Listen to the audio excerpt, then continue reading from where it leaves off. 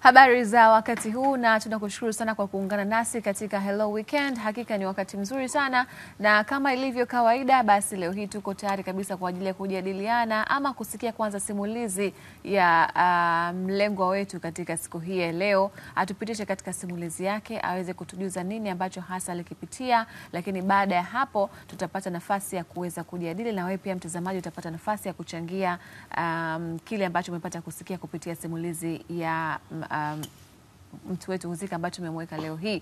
Tayari tuko na mgeni hapa studioni ambaye ni daktari Dr. Msemo ambaye ni mtaalamu wa magonjwa ya wanawake, na mimi jina langu ni Betty Omara na siko peke yangu.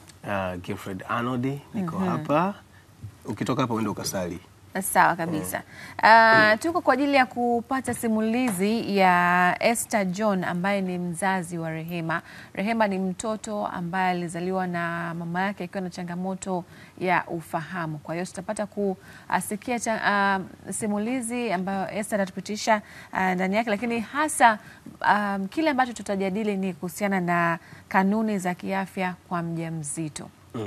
Kanuni za kuzingatia, kanuni za kiafya kwa mjamzito. Karibu sana daktari. Asante sana. Bila shaka uko salama sana. Niko salama.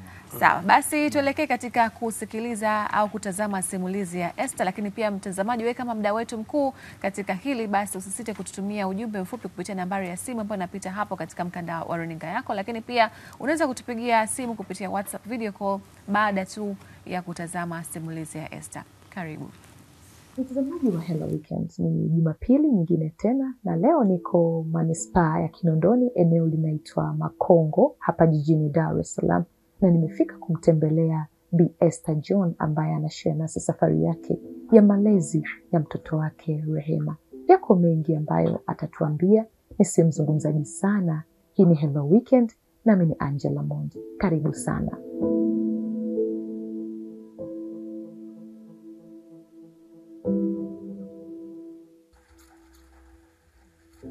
Mimi naitwa Esther John na ni mama wa watoto wawili, naishi Makongo juu. Mtoto wangu kwanza anaitwa Love John, mwanafunzi wa shule ya msingi, yuko darasa la 7 sasa hivi. Hongera sana. Asante. Wa pili anaitwa Rehema, ambaye ana miaka 7, ambaye ndo huyu ambaye kidogo bado afya yake ina changamoto. Okay. Tuseme tunamshukuru Mungu kwa kila jambo, vitu ambavyo kama wanadamu kuna vitu ambavyo hatuviombi ila vinatokea kwenye maisha yetu na hatuna budi kushukuru kwa aliyetuumba.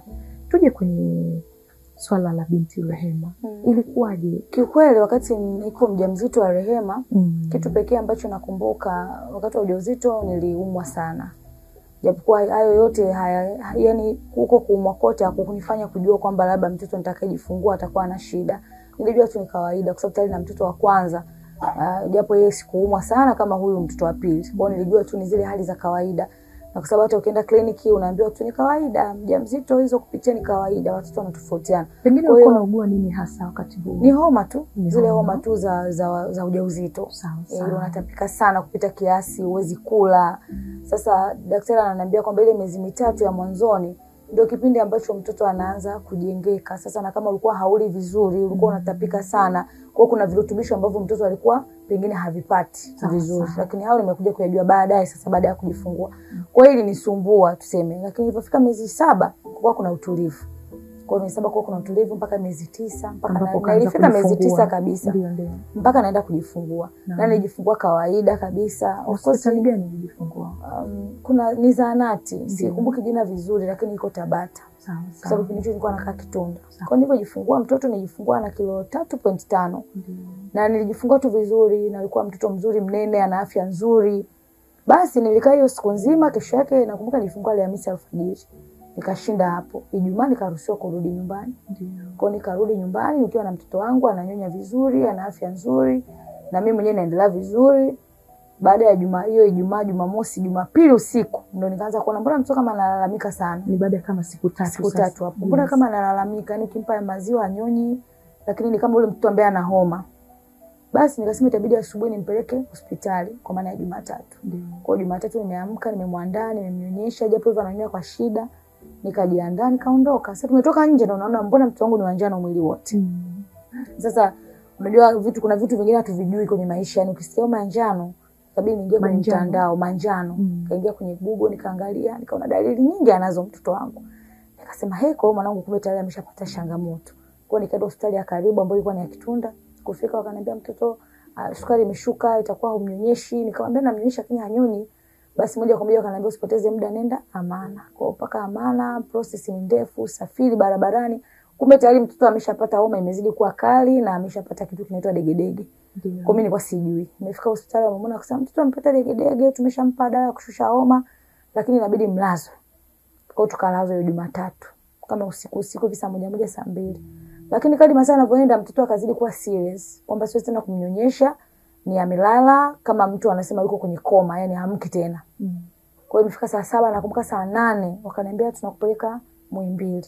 Kwa tukatoka hapo na gari ambulance mpaka Muhimbili. By the time namuona mtoto alikuwa kijivu, kuna namna fulani ameanza kubadilika, amevimba na nini, lakini sababu mzazi hapo ndo unajifunza kwamba hata kama unaona huyu ni wakufa lakini kuna namna unajitia moyo. Sasa si anaema, lakini kikweli hali ambayo nilikuwa namuona nao kidogo ilikuwa inaniogopesha. Kwa tumefika Muhimbili moja kwa moja ICU, akaniambia baada ya masaa 3 utakuja kumuona mtoto. Kwa hiyo nilivyorudi baada ya masaa 3 kwa sababu tayari palishafika ni alfajiri. Nikakuta sasa wakanionyesha ile gloves ambayo ilikuwa inanyonya maji. Wakasema mtoto alikuwa amekunywa maji machafu wakati wa kujifungua. Kwa hiyo tumbo lilikuwa limevimba. Akaniambia, "Unaona tumbo limeacha kuvimba ndio sasa ndio maji ambayo tunayatoa tumboni." Lakini pia ameweza kukojoa. Nikaangalia diaper yake. Kweli nikakuta mtoto amejisaidia. Lakini ndo haamki. Kwa hiyo akaniambia utakuja tena baada ya masaa 3 kumwangalia mtoto. Kwa hiyo nikawa narudi hivyo kila baada ya masaa 3 naenda nambadilisha diaper. Baada ya siku 3 4 wakaniambia mnyanyue hapo bana, nilikuta amewekwa kwenye mionzi, wanasema yenyewe inasaidia kutoa ile njano. Kwa hiyo akaniambia utakuwa unamkumbatia tu ili kupata ile joto la mama, lakini hawezi kunyonya, hawezi kufumbua macho. Kwa alikaa hivyo wiki nzima. Wiki ya pili ndo kidogo akaanza kufumbua macho. Wakaanza kuniambia mpe manyonyo kwa kupitia bomba za sindano, maziwa. Nikaa nakamua nampa, baadaye mpa na kijiko, baada ya wiki 3 4 ndio mtoto kama akawa ameanza kuchangamka. Wakaniambia sasa unaruhusiwa kumnyonyesha kawaida.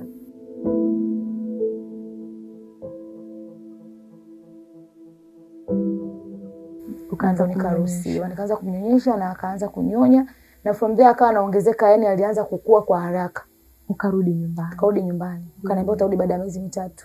Kwa baada ya miezi 3 nimerudi hospitali, ndio sasa nikaa na maswali mengi. Mbona mtoto wangu miezi 3 inaenda 4 bado shingo haionyeshi dalili za kukaza? Okay, ni vitu gani ulivibaini hapo katika hiyo miezi 3? Kikubwa nilichokuwa nimekibaini ni hiyo hali tu ya shingo. Maana kiafya alikuwa anakuwa vizuri. Yaani hata uzito uliongezeka, kila kitu kilikuwa kinaenda sawa. Pengine labda mimi sio mtaalamu lakini pengine ile hali za mijiongeo ya mtoto kukaa na nini alionyesha baada ya dalili hizo? Hapana. Kwa sababu ulikuwa yani ukimkalisha hata ukijaribisha ile kumpaka fulani kuna namna kama haoneshi ushirikiano. Lakini kama mzazi unakuwa kwa sababu unakuwa hujui kama kuna hayo mengine yanaweza kutokea, unajitia tu moyo, unasema watoto wanatofautiana, labda huyu atachelewa, yani hivyo. Lakini baadaye nilirudi hospitali akaniambia sasa mtoto amepata shida kwenye ubongo. Kwa hiyo vitu vyake vingi vitachelewa. Dada Esther alikwambia ni shida gani kwenye ubongo? Kwenye ubongo aliniambia tu mtoto kwamba amepata niseme ni utindio wa ubongo. Hawakuambia labda ilisababishwa na nini? Ilisababishwa na hizo homa za njano alizozipata, lakini pia hakulia kwa wakati. Na mimi sikujua kama hakulia kwa wakati mtoto wangu. Mpaka nakuja kuulizwa sasa hospitali kwamba mtoto alivyojifungua alikaa muda gani. Ndio nakumbuka ni kama sikumsikia. Lakini pia kitu kingine wakati wa kujifungua nilisaidiwa kwa mtoto alivutwa na mikono. Kwa sababu ya kupush kwenyewe nilikaa na uchungu muda mrefu, kwa hata ile kupush ilikuwa kama inashindikana. Pengine Dada Esther madaktari walikueleza hii homa ya manjano ilisababishwa na nini, pengine kutoka kwako au ni kipi ambacho walisema? Waliuliza kwanza historia ya ujauzito. Kuna dawa ambazo wamama wajawazito wanazitumia. Mimi kiukweli kuna dawa ambazo sikuzitumia vizuri. Zile ambazo ni za malaria. Lakini pia kuna dawa zinaitwa folic acid ambazo mama mjamzito anatakiwa kuzitumia sana. Ila mimi nakumbuka sikuzitumia kwa uaminifu. Sasa hayo nimekuja kujua baadaye madhara yake. Nani anaumia huyo? Nani anaumia? Mtoto mzuri. Mtoto mzuri anaumia. Pole sana, lakini nakupongeza pia kwa kuwa mama shujaa, sababu tunatazama kesi mbalimbali ambazo wamama wengi siku hizi wapo wanatelekeza watoto, lakini umekuwa miongoni katika hata mtoto mzuri na asante. Hongera sana Dada Esther. Tutoke hapo Dada Esther. Baada ya miezi 3 ukawa umeelezwa hayo ambayo umeambiwa. Vipi pengine baada ya daktari alisema hii hali itakuja kutengemaa au ni yapi walikueleza dada Esther?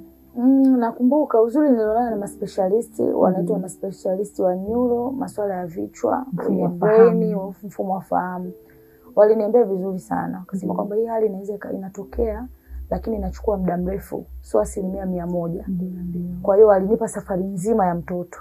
Wakaniambia kuna stages zinafika, mtoto mwingine anaweza kukaa, mwingine anaweza kujivuta kutembea, mwingine anaweza kujivuta kuongea, lakini ni vitu ambavyo vinahitaji muda. Yaani muda mrefu, sio kitu cha mara moja. Kwa hiyo alichomtia moyo ni kwamba mtoto afanye mazoezi, ahudhurie kliniki, atumie dawa zake anazotakiwa kutumia.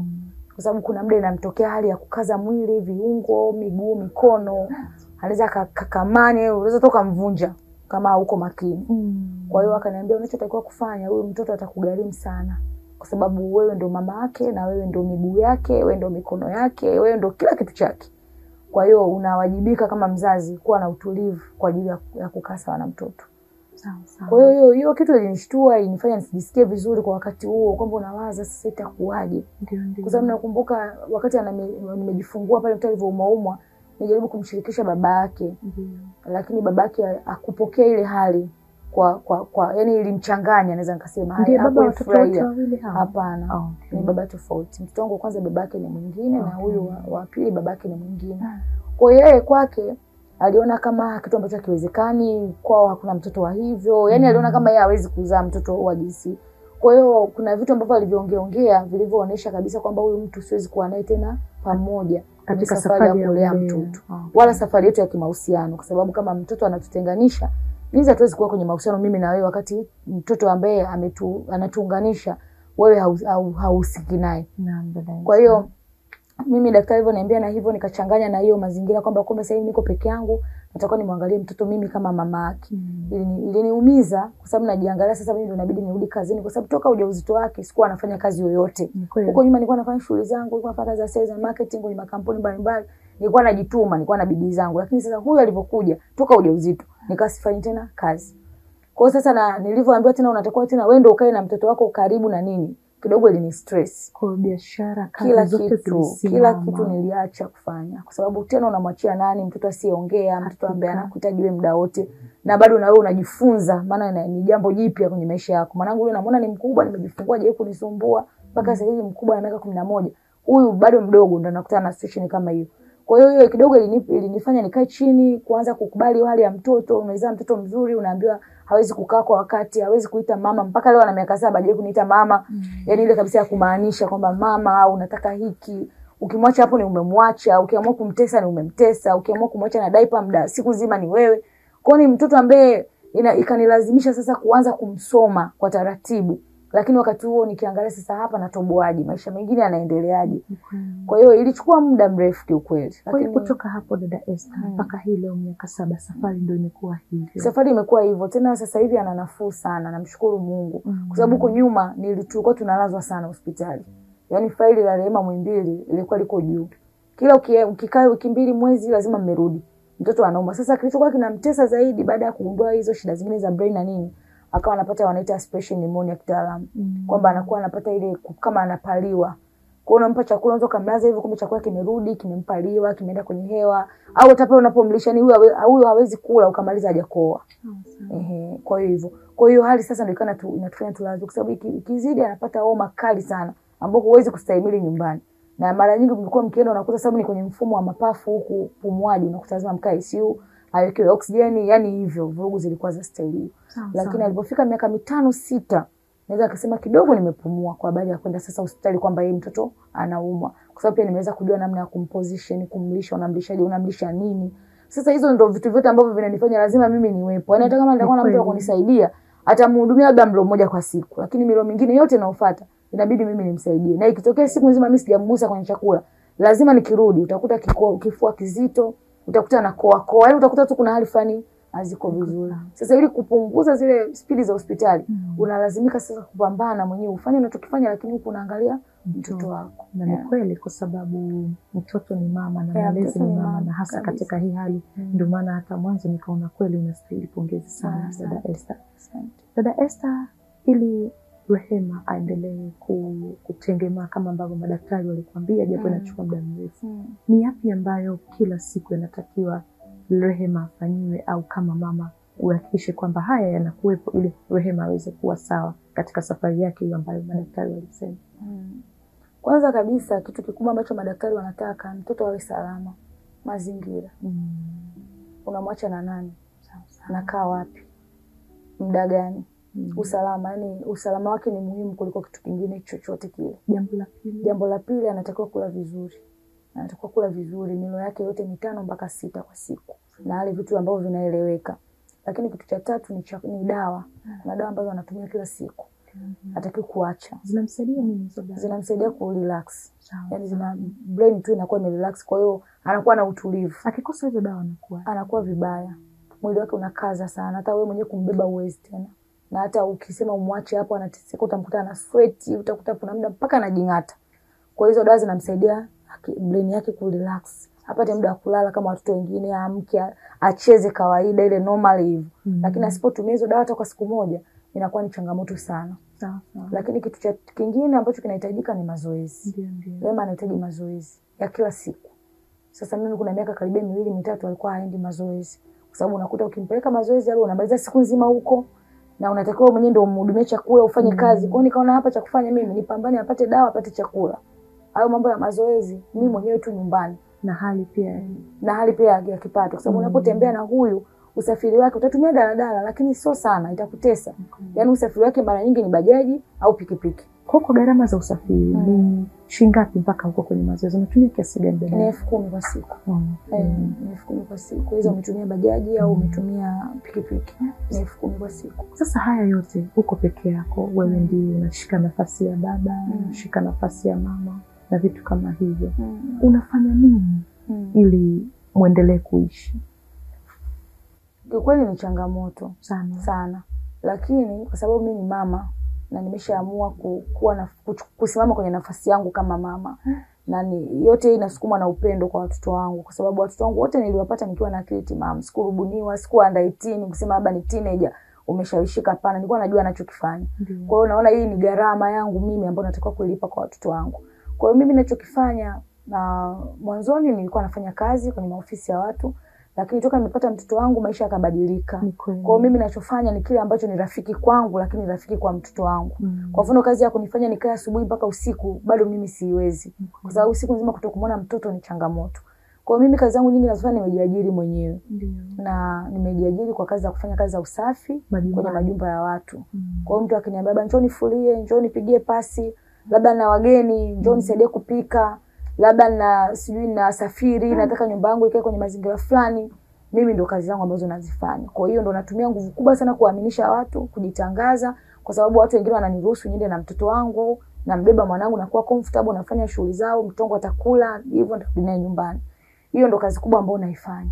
Tunatambua jambo la ulezi linamhitaji baba na mama, lakini wewe umeshika nafasi zote mbili na bado inakuhitaji wakati wote uwepo kwa ajili ya kumwangalia Rehema. Unatamani watu wakushike mkono kwenye lipi dada Esther? Kiukweli vitu ni vingi, lakini lazima mtu uwe na kitu kimoja ambacho unaamini hiki kikaa vizuri kinaweza kikakusaidia.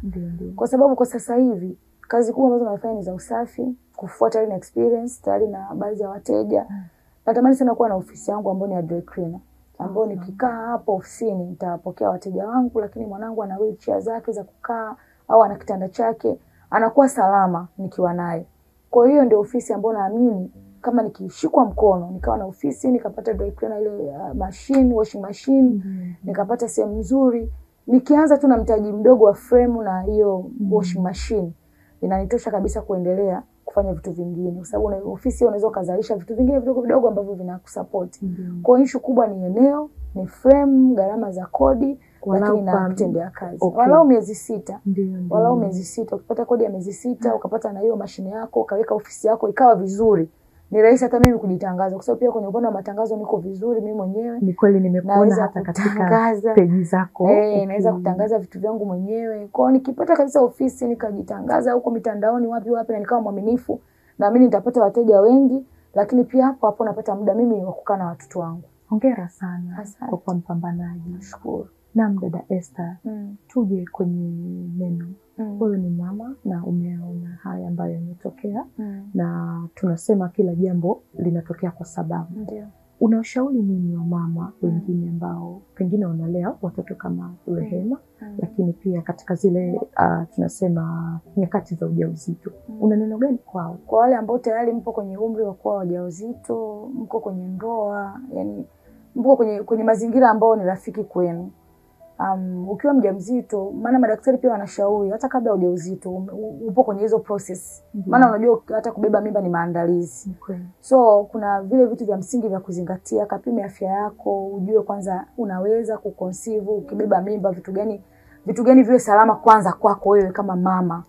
Uko sawa kila eneo. Lakini pia utakapokuwa tayari ni mjamzito, hakikisha unapata zile process zote za kliniki. Tumia dawa kwa wakati. Najua wajawazito wengi hawapendi madawa. Lakini mimi kwangu nimeona kama kuna madhara kidogo, hata kama kuna namna nyingine yote, lakini na mimi pengine kuna mahali nilichangia kwa mtoto wangu. Kwa hiyo kuna zile dawa zitumie kwa wakati, fuata masharti ya madaktari, epuka mambo ya stress, kujichanganya, mapombe, masigara. Yani kuna vitu vingine tuviache, yani usiishi kwa mazoea tu kwamba kwani mimba ni nini au mtoto atapata madhara gani mimi nikiwa kwenye ulevi, nikiwa kwenye ugomvi, stress ya mahusiano yale kugombana sio mazuri. Yanaweza kuleta shida kwa mtoto pasipo wewe mwenyewe kujua. Lakini kwa mama ambao tayari tuna watoto, especially watoto kama hawa, mtoto wangu Rehema, Mungu amekuamini. Mimi naamini kupewa mtoto asiyeongea, asiyefanya chochote, alafu wewe ndio uishi naye.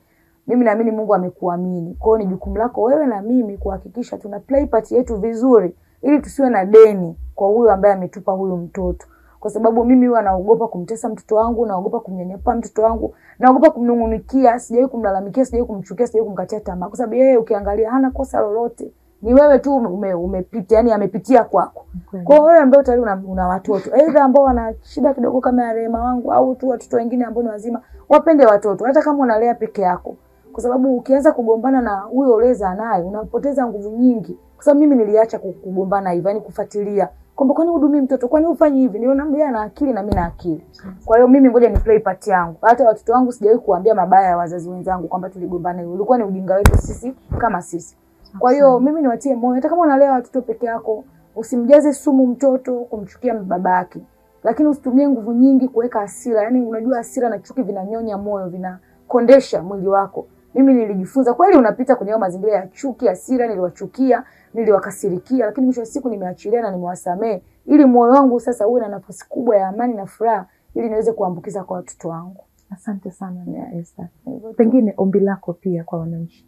Karibu zungumze nao. Kwanza niwashukuru sana kwa sababu Watanzania wengi wanatusaidia kwa namna mbalimbali. Kuna wengine wanatuombea, kuna wengine wanakusaidia, unakutana nao barabarani, kuna wengine ni marafiki zetu, wote ni jamii. Mimi nawashukuru sana kwa niaba ya wanawake wote au wazazi wote ambao mnawashika mkono. Lakini pia ombi langu kwanza kwa watu wengine. Ukikutana na mama ambaye ana mtoto kama Rehema au mzazi, msupport. Pale unapoweza kumsupport, mpe hata diapers 2. Mpe hata nusu kilo ya sukari, mpe hata sijui chochote, sabuni ya kufulia. Yaani chochote ambacho kiko ndani ya uwezo wako, msupport bila kuangalia mazingira ambayo umemkuta. Wale wanaomba barabarani, don't judge. Kwa nini uko barabarani na mtoto eti anaomba? Kila mtu ana story yake. Kwa hiyo msaidie. Lakini pia kwa upande wangu mimi, Mungu akikugusa, akikuwezesha, natamani kupata ofisi ambayo nitaweza kuwa na kazi zangu za kufua na shughuli zangu nyingine nyingi tu nitazifanya kwenye hiyo ofisi kwa sababu Mungu amenipa akili, amenipa ufahamu. Kwa hiyo kuna vitu vingi vitazaliwa hapo, lakini kikubwa ninachopambana nacho ni mwanzo, chanzo cha kuanza. Kwa hiyo kwa wewe ambao utaguswa, karibu tuweze kuwasiliana, uweze kunisaidia. Lakini kwa wewe ambao una kazi zako kama ambazo nimezitaja za usafi, unataka mtu akufulia, wa kukufanyia majukumu yako hapo nyumbani na unaweza kumlipa vizuri, niite nije nikufanyie kazi zako. Naamini kabisa utafurahia kwa sababu mimi najielewa, najiamini na ninafanya kazi zangu vizuri. Lakini pia ukiachana na mambo hayo ya ofisi, ya kuwa na ofisi ya kufua na kila kitu, pengine kuna Mtanzania ambaye unanitazama, una wazo zuri zaidi ambalo unaona kwa mazingira ambayo nimeelezea, unaamini kwamba Esther akipata hichi kitu, akifanya hichi kitu, kinaweza kikamsupport yeye pamoja na familia yake. Nikaribisha hayo mawazo. Wakati mwingine tunapokuwa na changamoto nyingi, akili zetu kuna mali kama zinafikiaga mwisho hivi. Kwa hiyo mimi naweza nikaa nimewaza hivyo, lakini yuko mtu mmoja hapa anasema mimi hii idea naomba nikuuzie dada Esther, nikupe hii idea alafu uifanyie kazi na inaweza ikakuletea matokeo. Pia nakaribisha mawazo na maoni na ushauri na niko tayari kufanyia kazi. Lakini mwisho kabisa niombe wananchi tuwapende watoto wa aina zote, wenye changamoto na ambao wana changamoto. Tusiwatese. Yale mambo ya ukatili ambayo yanaendelea tusifanyie hao watoto wetu, kwa sababu hata mimi mwanangu wakati mwingine unaogopa kumwacha ovyo ovyo kwa sababu hujui nani ni nani. Sasa nyinyi ambao ni majirani zetu, ni baba zetu, wengine ni waume wa watu, msifanye ukatili kwa watoto. Ni watoto kama watoto wengine na wana haki zao zote. Mungu awasaidie muweze kujizuia, especially kina baba. Hivyo tu. Asante sana dada. Na imekuwa wakati mwema kuzungumza nawe siku hii ya leo. Asante, Mungu awabariki. Asanteni sana kwa kufika Makongo. Karibuni tena wakati mwingine. Asante sana. Mtazamaji wa Hello Weekend, ni Bi Esther John, mama wa watoto wawili, Rehema pamoja na Love Joan. Yapo ambayo mengi anayabainisha, lakini kubwa anaamini kila jambo linatokea na ni kusudi, na yeye Mungu amemchagua kuwa sehemu ya kuhakikisha safari ya Rehema hapa duniani inakuwa salama. Ungekuwa wewe ungefanya nini? Ulikuwa kazini, lakini unapoteza kila kitu ili uendelee sasa kumlea mtoto. Yeye ndiye anashika nafasi ya mama na baba. Kwa hakika anahitaji support yetu. Nisiwe mzungumzaji sana, namba zake tutakuwekea hapo chini uweze kumshika mkono kwa namna yoyote ile. Kutoka hapa Makongo jijini Dar es Salaam, jina langu ni Angela Mondi na hii ni Hello Weekend. Sawa kabisa. Tumepata kutazama simulizi ya Esther John akimzungumzia mtoto wake na changamoto alizokutana nazo baada tu ya uzazi, na bila shaka umepata pia kusikia na kutazama pia mtazamaji. Lakini kwa kuwa ni muda wetu mkubwa, unaweza kuchangia kupitia nambari ya simu ambayo inapita hapo kupitia mkanda wa runinga yako. Na kama ambavyo nimemtambulisha mgeni wetu leo hii ni daktari ya Dr. Msemo ambaye ni mtaalamu wa magonjwa ya wanawake, lakini pia niko na Gilfred Arnold kwa ajili ya kujadili simulizi ya Esther John kwa ujumla wake. Labda daktari, tuanzie pale ambapo to summarize kwanza story ya Esther John kwa ujumla wake, tangu pale alipokuwa na ujauzito akaenda kujifungua, akarejea na mtoto nyumbani akiwa salama, lakini baada ya siku ya 3 akaanza kuona changamoto. Sawa. Ukiangalia story ya Esther inaonyesha kwamba pamoja na kwamba kulikuwa na changamoto kama alivyoeleza mwenyewe wakati wa ujauzito, lakini kwa ujumla tunaweza tukasema ujauzito wake ulienda salama hadi pale alipofikia hatua ya kujifungua. Na tunajua pia wakati wa kujifungua kuna vitu huwa vinaangaliwa katika muendeleo au muendelezo wa ule uchungu hadi mama anapojifungua. Na jambo la kwanza kabisa mtoto anapozaliwa, ili kujua kwamba huyu mtoto kazaliwa vizuri au ana mapungufu, ni ile hali ya kwamba mtoto amelia au hajalia. Kwa hiyo kuna kipimo fulani huwa tunakitumia, kinajulikana kama Apgar score, ambacho huwa tunakipima, ambayo ina range kutoka 0 hadi 10. Sasa chenye utakuwa unaangalia ndani ya dakika 1 na dakika 5 baada ya kujifungua. Na utaona mtoto amelia, mtoto anapumua vizuri, rangi yake ni nzuri nyekundu, yuko active na kila kitu. Kwa hiyo sasa huyu mtoto amezaliwa yuko vizuri kabisa. Na hana shida. Na hiyo kwa mfano ikiwa 7 mpaka 10 utasema mtoto hana shida. Ikiwa 4 mpaka 6 hapa utasema hapa kidogo kuna mashaka na hali sio nzuri sana. Ikiwa 0 mpaka 4 inakuwa ni hatari zaidi.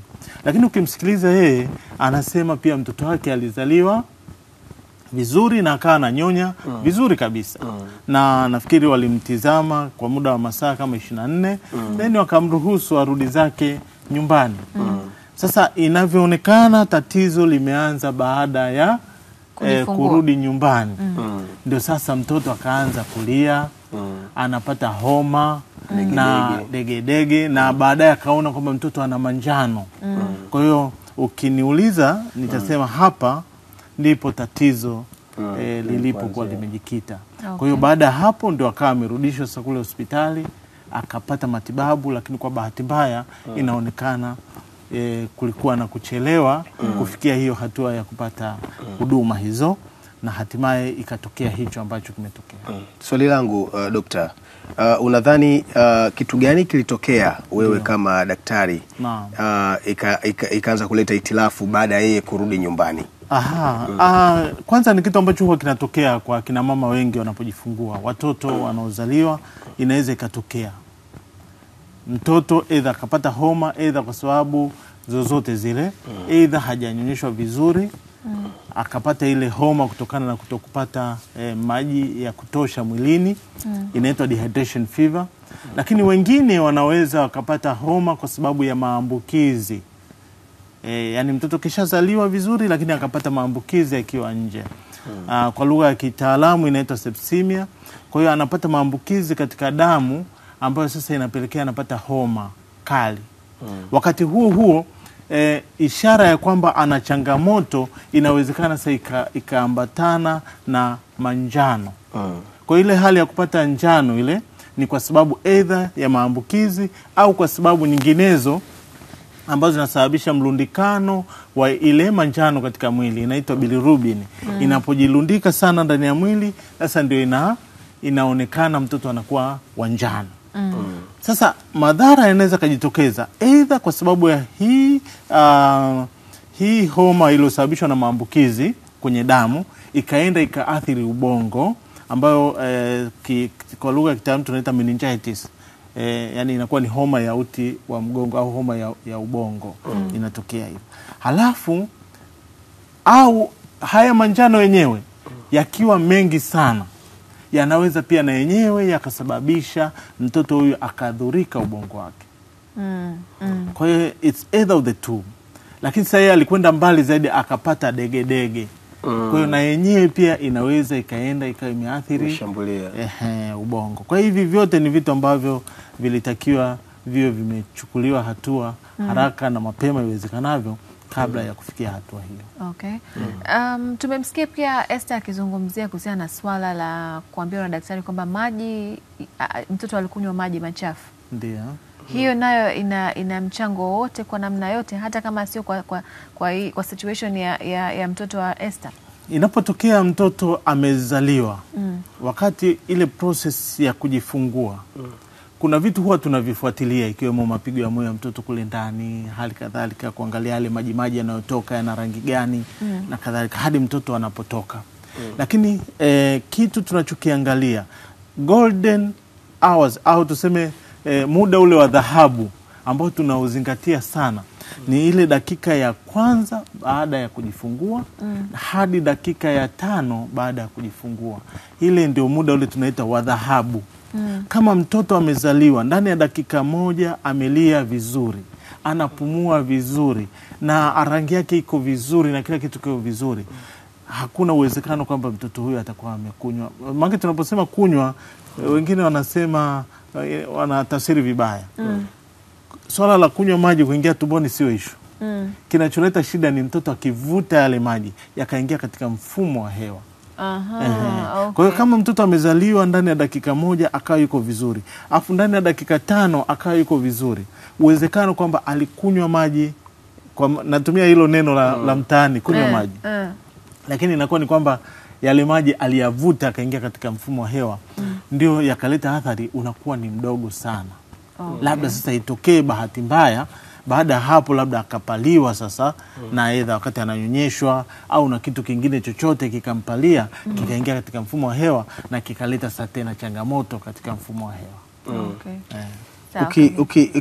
Ukijaribu kutazama by experience wa mama wajawazito wengi kwenye masuala ya kunywa dawa wanakuwa wanapataga uvivu fulani hivi.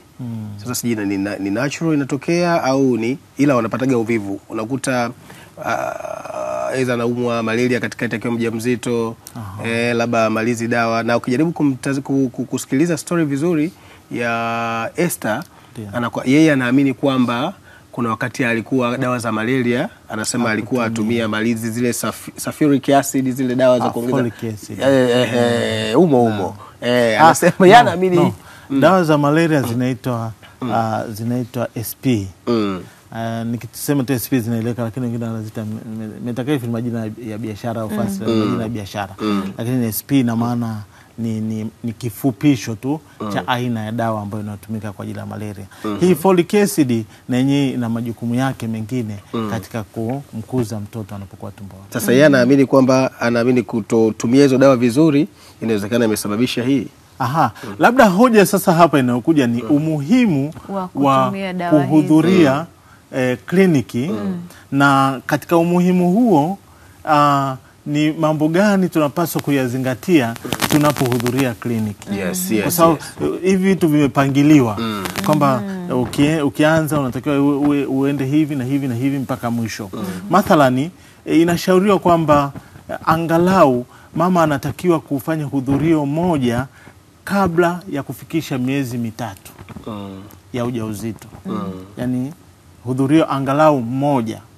Na katika kipindi chote cha ujauzito mama mjamzito anashauriwa angalau afanye mahudhurio 4.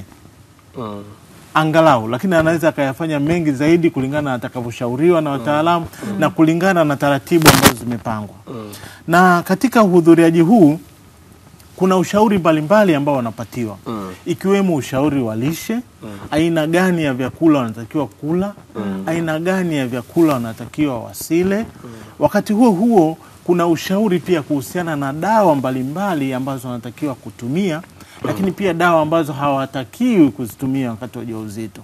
Mathalani katika kipindi cha ujauzito, hususan kipindi cha miezi 3 ile ya mwanzo, mama anashauriwa sana kutumia folic acid kwa sababu inasaidia katika ukuaji wa mfumo wa fahamu wa yule mtoto. Tunajua mmeshawahi kusikia vichwa vikubwa na mgongo wazi. Hii inatokea kwa sababu ya uhaba au upungufu wa folic acid mwilini. Kwa hiyo kitendo cha kumpatia hii folic acid, japokuwa huwa inashauriwa kwamba angalau atumie hata kabla kubeba ujauzito, lakini better late than never. Inasaidia katika mfumo. Lakini pia hii folic acid inasaidia katika mfumo wa damu kuongeza zile chembe zinajulikana kama hemoglobin ili ziwe nyingi zaidi. Inasaidia katika hiyo hali ya kutengeneza zile seli nyekundu za damu.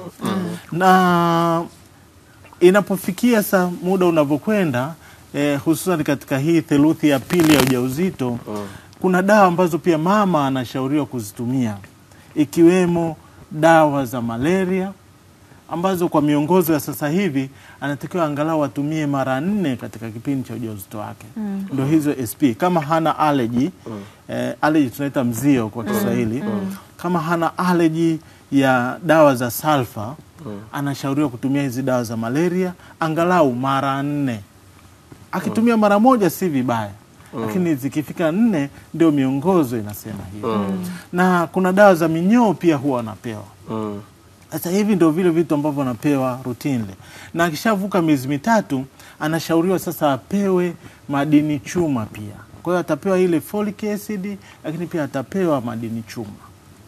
Wakati huo anapohudhuria kliniki anafuatiliwa pia hali yake kwa ujumla, ikiwemo wingi wa damu, anachunguzwa malaria, sukari, mkojo na vitu vinginevyo ambavyo daktari atahitaji kuvifanya. Daktari, hapo umezungumzia kuhusiana na kwenda mpaka mwezi wa 3 wa ujauzito. Awe tayari ameshaanza kupokea hizo dawa. Lakini kiuhalisia katika jamii zetu tumeona kwamba wanawake wengi wanasubiri mpaka miezi 3 itimie ndipo ataanza kwenda clinic. Ya, ni kawaida kwa sababu unajua that's tunaita stereotype. Kwamba hata huko tulikotoka ili mtu kujijua au kujifahamu kwamba ni mjamzito ilikuwa tu mpaka ameshapitiliza muda fulani, miezi 2, 3. Hii si hali ya kawaida. Na hisi kuna kitu. Ngoja niende hospitali.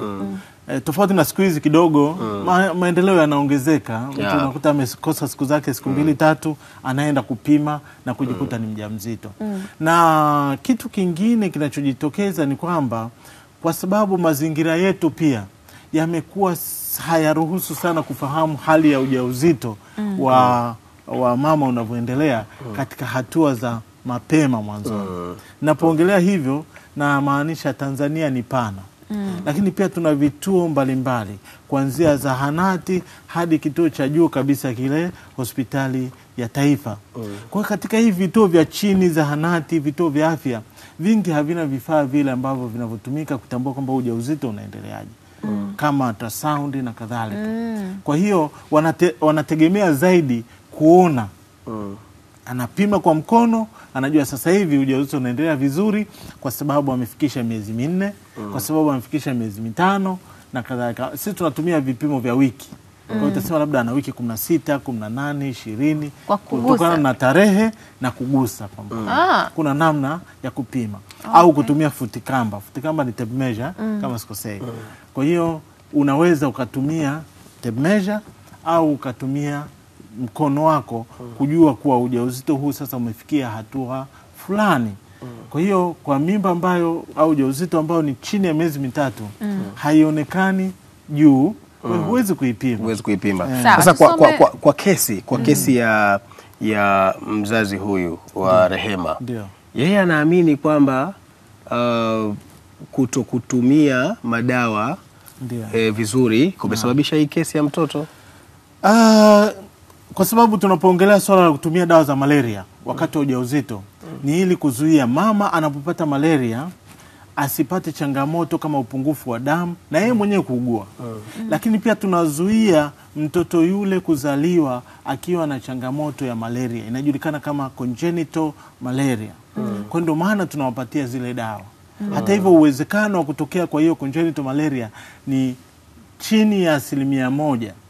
Kwa hiyo na kwa kutumia hizi dawa ndio kabisa uwezekano unakuwa uko chini kabisa. Na ukiangalia kwa hali yake hii ilivyo na maelezo aliyotoa, naamini haikuwa malaria. Itakuwa alipata maambukizi ambayo ndio yalopelekea hadi akapata degedege na hatimaye amepata mtindio wa ubongo. Lakini haiondoi umuhimu wa kutumia dawa na kufuata ushauri wa wataalamu wakati wa kipindi cha ujauzito. Sawa. Haya, tusome maoni ambapo mdau wetu ametuma hapa, wadau kwa ujumla wake. Anasema hongera sana dada yetu kwa malezi mazuri ya binti, lakini Mungu akuzidishie tu nguvu za kumlea binti yetu akuwe vizuri. Huyu ni Sostenes Richard Chitile kutoka Geita.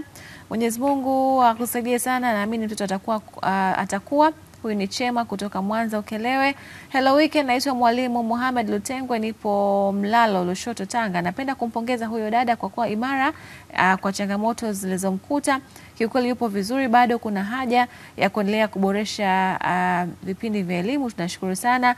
Afya juu ya uzazi hasa wajawazito kwa hatua zote waelimishwe zaidi. Niwapongeze sana Azam TV. Asante sana. Juma Cassian Kachimba kutoka Mbeya Chunya anasema pole sana dada Esther, hayo ni mapito, muombe Mungu atakuvusha salama. Hello weekend, kanuni za kiafya kwa mjamzito ni muhimu sana, inatakiwa kushiriki kikamilifu kliniki na kufuata ushauri wa wataalamu wa afya. Huyu ni Hamisi mpiga picha kutoka Ndanda. Naitwa Zakeo kutoka Mbeya. Mungu endelee kumpa nguvu ya kulea familia yake, pia aweze kumsaidia kupata frame ya kuweza kufanya biashara zake. Asante sana. Lakini pia imenisisimua sana historia ya Esther. Swali, je, matatizo kama ya mtoto wa Esther yanatibiwa? Mfano Rehema akija kuzaa yanarithiwa. Mfano Rehema akija kuzaa kuna uwezekano wa kizazi chake kuathirika. Huyu ni Halidi Kachuru kutoka Korogwe Tanga. Lakini pia anaitwa Rajabu Sanane. Kwanza nampa hongera sana kwa huduma anazompa mtoto. Nina imani hiyo ni mitihani ya Mwenyezi Mungu tu.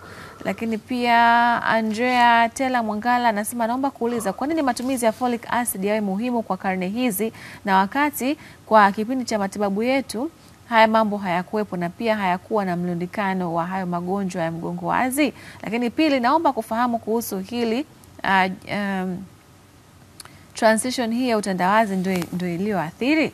Lakini mwisho huyu mwingine anasema swali langu ni kwamba mimi nilienda hospitali, nilikuwa na ujauzito ukiwa na wiki 3, nikaomba kwamba nianze kutumia folic acid, wakaniambia natakiwa nitumie kuanzia miezi 3. Itakapofika je, ni sawa au ni daktari hakuwa na uelewa? Pia mimi nilipojifungua mtoto wa kwanza, baada ya muda nilipatwa na tatizo la kutokuona, nikapewa dawa ambazo ni fish oil na karoti na hazina madhara kwa mama mjamzito. Na je, inawezekana kumeza dawa hizo na folic acid kwa pamoja na kusilete madhara kwa mtoto? Haya ni maswali mengi sana na muda wenyewe unatukimbia, lakini kwa uchache wake daktari, kutokana na haya tumesikia hapa kuna matumizi ya folic acid kwa ujumla wake, maswali yamekuwa ni mawili, kwamba kwa nini miaka hiyo ya wazazi wetu hapakuwa na matumizi ya folic acid, lakini sasa hivi tumeanza kuna umuhimu wa kutumia, na tusipotumia basi kunawezekana kukatokea changamoto aina yoyote.